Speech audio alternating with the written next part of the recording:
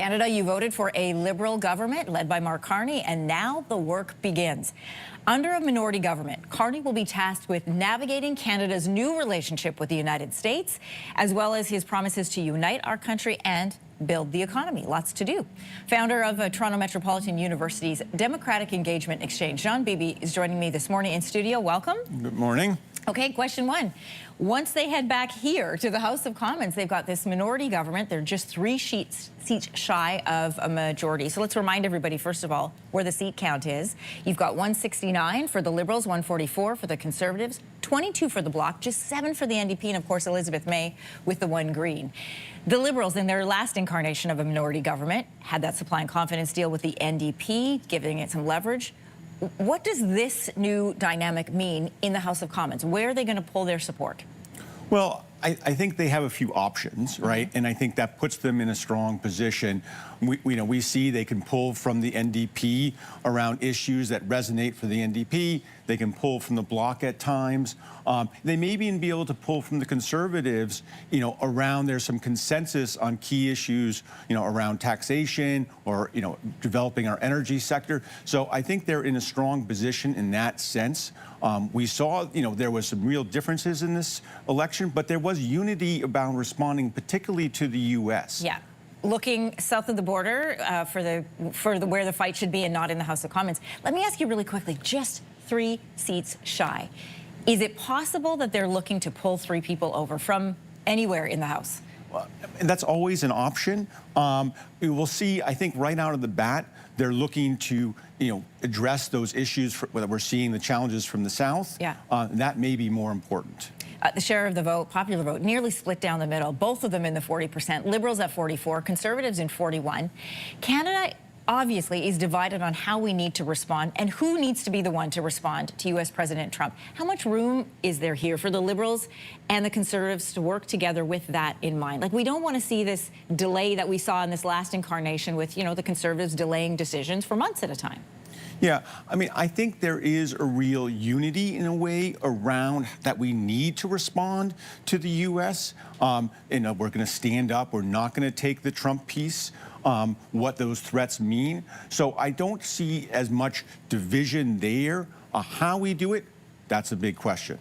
We talk about our relationship with the U.S., but in his victory speech, Prime Minister Carney said very clearly our old relationship with the United States is over. So what does a new one need to look like? Yeah, I think that's what we have to rebuild here. And again, I think they come in a strong position, united. We saw record voter turnout.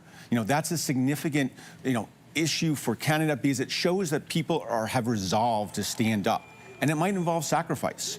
So, are we willing to make those sacrifices to stand up for our sovereignty, for our economic well-being? That's the question. Well, and it's how much people are willing to sacrifice and where they're choosing to sacrifice. And that's the difference in these 2 platforms and under these 2 leaders.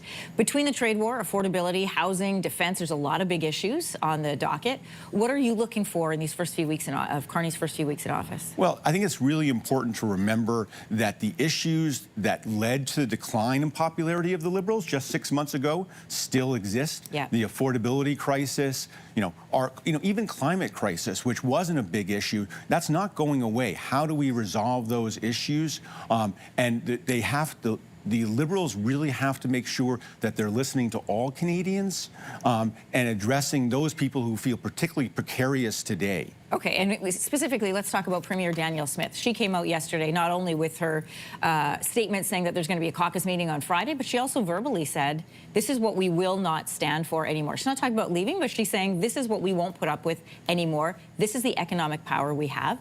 But where does he begin to reach out to Premier Smith when the last time they had an interaction, he was making fun of her during a speech? Yeah, I mean, I think we can have these political fights between our leaders, but if we lose sight of the real precarity that all Canadians face, and I think that's part of what the people like Danielle Smith and, are responding to is people feeling precarious, and the support they're getting is because of that.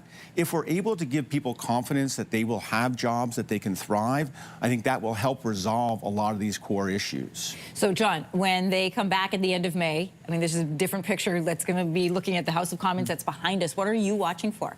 Well, I'm watching for their, how we're responding to the U.S., and I'm watching to see if they have a real plan that's aggressive, that's bold, that people feel confident that we can address things like housing affordability, precarity in jobs, that they lay out that vision in a way that's action-oriented. What does bold mean to you? Because there's something about a campaign speech of bold and then actual bold action. Yeah, I think bold in this context means that it is something that will be actionable in the short term, that will have immediate impacts. We saw a bold response during COVID when they put in, sent out checks to people who lost their jobs. That, to me, is bold. Okay. So that's the kind of response we need in this moment. John Beebe, founder of the Democratic Engagement Exchange at Toronto Metropolitan University. Go and get some sleep. Today's catch-up day, right? Indeed. Thank you. Thank you so much.